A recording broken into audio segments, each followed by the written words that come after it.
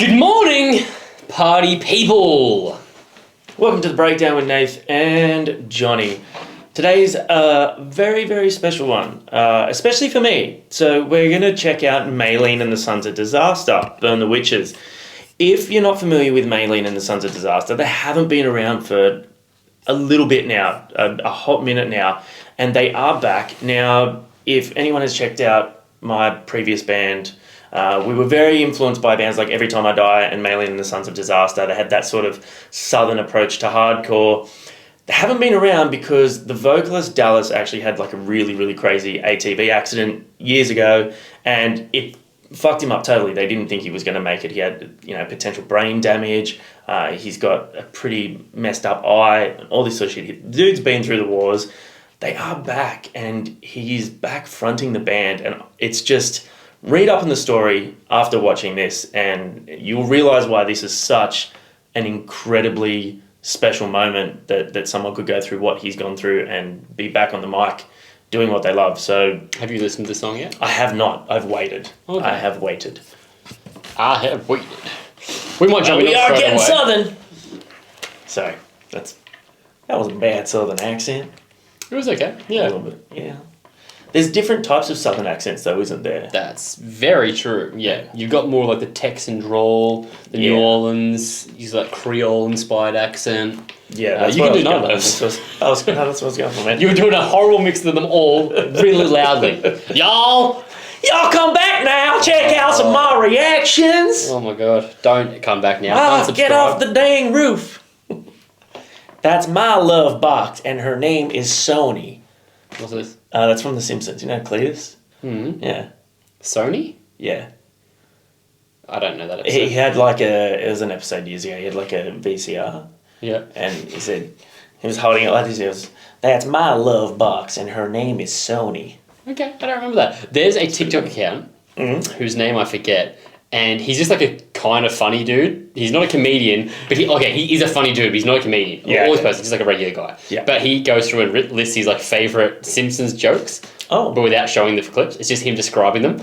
And they're actually incredible because he explains the nuances to why it's funny and what's good about them. And that's cool. Good. Yeah, and he also has like his favourite episodes and stuff. But anyway, I don't remember his name, so I can't share it with you guys. Sorry! Like and subscribe. Check out the merchandise. Official link will be below. Thanks for hanging out with us. Let's get dirty rock and roll. Burn the witches, baby. Yeah, fuck them witches.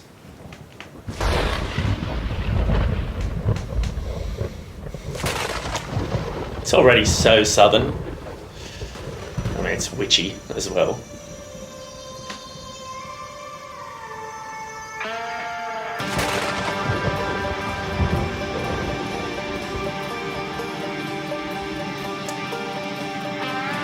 You're not a southern rock band without some banjo.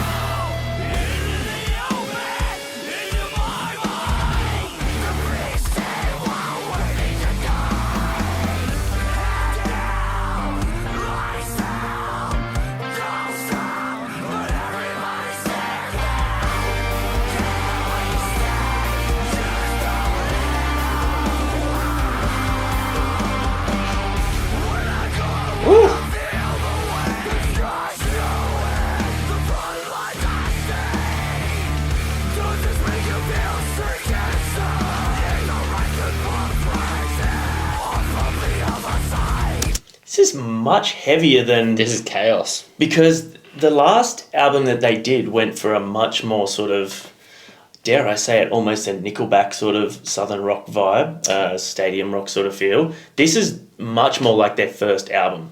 This is, this reminds me of like early Here's Legend. Yes. Stuff like that. Yeah. Which they sort of also went down that bigger, rockier vibe. So this is interesting to hear it come back in this sort of... For sure. Chaos vibe. Also, the music video has given me like a Norma Jean vibe. In the tone and the style of it, for sure. The irony.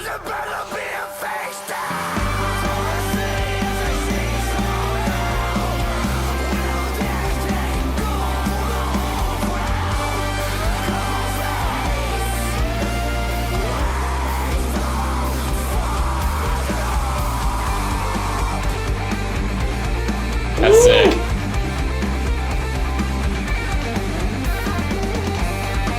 Fuck yeah. Brad. It's so southern.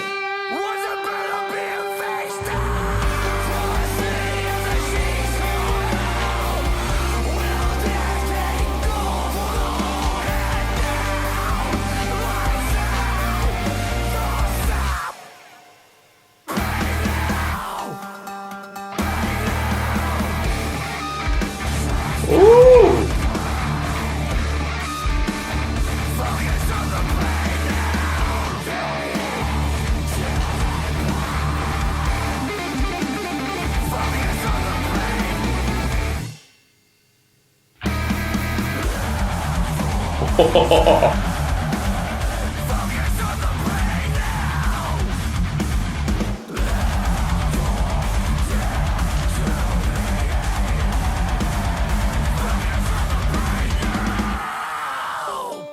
Jeez. This is much heavier than I expected.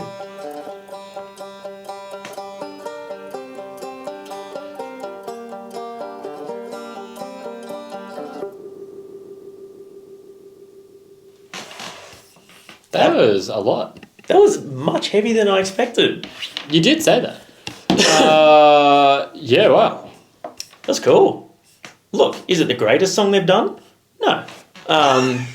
Well, for me, no. I do love that they've brought back the full-on Southern aspects. Like, they've gone all in on that. Fun fact, did you know that he is the original Under Oath vocalist? I did know that. Did you guys know that? He's the original Under Oath vocalist. So, I mean, look, they didn't... I don't see that staying in Under Oath would have been the best fit for him anyway because of the direction that they went. But I think he's got a great voice for this sort of stuff. And I just think it's so cool that he's able to do it again because, yeah, I don't think anyone expected him to even walk, let alone, live, let alone be back in a band again. So that's fucking wild. The film clip itself was also as chaotic as the music, which probably added to the effect a bit. If that was in a really clean, polished film clip, it might not have had that same disturbing, chaotic feeling to the song. Yeah, it obviously good didn't point. Yeah. follow any traditional structure, but I feel like having the rain and the moving, the lights and the flickering, the effects added on it, all added to that effect. Yeah. I would like to listen to that song by itself as well, just to hear what it sounded like just sonically, as opposed to as a whole experience. Yeah, because sure. that was quite a lot to take in for me. Yeah, it was. Like, it was... I think it's because we haven't heard them in so long, we didn't expect that level of chaos and...